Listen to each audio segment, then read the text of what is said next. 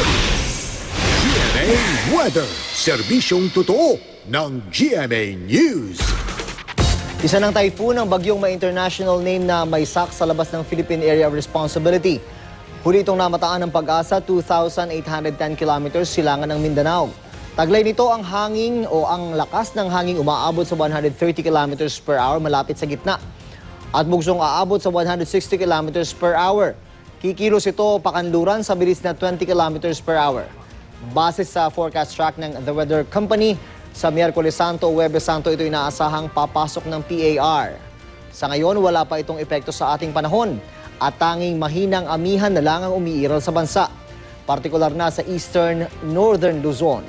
Magdudulot ito ng mahihinang ulan at makulimlim na papawirin sa Batanes, Babuyan at Calayan Group of Islands. Magiging maliwalas naman sa ibang bahagi ng Luzon, kabilang na dyan ang Metro Manila.